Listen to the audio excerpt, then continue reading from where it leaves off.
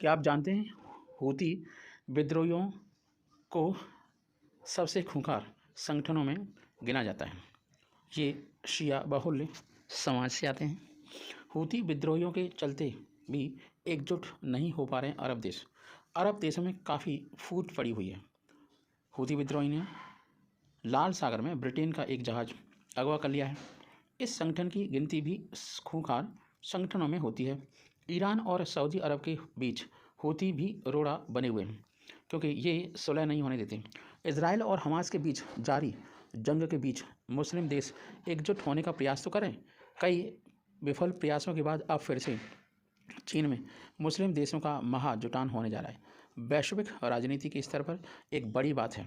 बता दें कि इजराइल के आसपास मिस्र, जॉर्डन, लेबनान, सीरिया, इराक, तुर्की, ईरान, मोरक्को, सऊदी अरब, कुवैत, फ़लस्तीन, सूडान और ट्यूनीशिया जैसे देश हैं।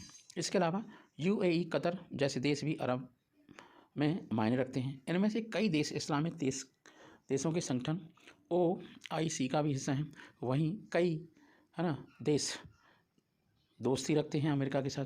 इस्लामिक देशों में आपस में जारी मतभेद अरब देशों को भी इजराइल के खिलाफ एकजुट होने से रोकते हैं। क्या कारण हो सकते हैं ये सब? सऊदी अरब और इजराइल के बीच कभी दोस्ती नहीं रही, लेकिन गौर करने वाली बात यह है कि ईरान दोनों का साझा दुश्मन है। हमास और हिजबुल्लाह जैसे संगठनों को ईरान से ही समर्थन मिलता है। यही हाल यमन के हूती विद्रोहियों का भी है। हूती विद्रोही सऊदी अरब के खिलाफ खड़े रहते हैं, वहीं उन्हें ईरान से समर्थन मिलता है।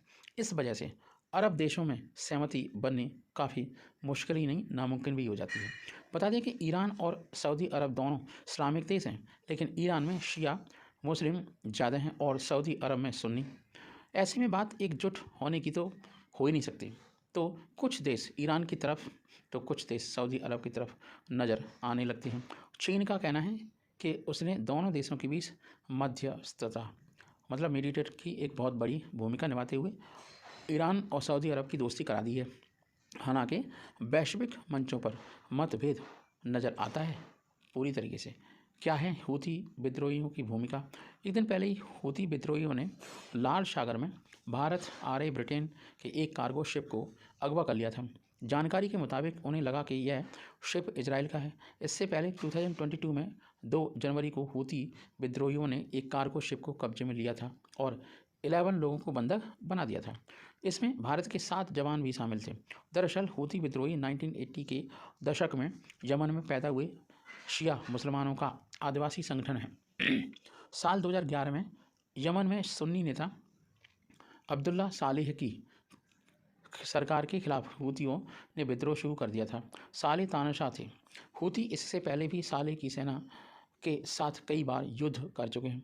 सालेह में बहुत ही जज्बा है। 2011 में सऊदी अरब, UAE और बहरीन ने मध्यस्थता की और युद्ध शांत हो गया। इसके बाद जनता के प्रदर्शन के चलते सालेह को भी पद छोड़ना पड़ा। अब्दु रब्बू मंसूर हादी के राष्ट्रपति बनने के बाद उनसे भी जनता संतुष्ट नहीं थी। वह सालेह का समर्थन भी करते थे। उन्हें भी हूतियों ने सत्ता से हटा दिया। इस तरह जब हूतियों की ताकत बढ़ने लगी तो सऊदी अरब और UAE को भी चिंता और सताने लगी।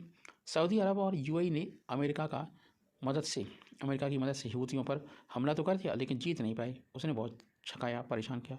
यमन में युद्ध छिड़ गया। इस तरह हूती विद्रोहियों की आज भी सऊदी अरब और UAE के साथ नहीं खड़े, विरोध में खड़े हुए हैं, अपोजिशन में। वहीं कहा जाता है कि ईरान हूतियों का समर्थन करता है। इस तरह हूती विद्रोहियों की भी हरकतों से कई बार सऊदी अरब और ईरान के बीच मतभेद का कारण बन जाते हैं। ये रीजन है हूती विद्रोहियों के। जय हिंद, जय भारत।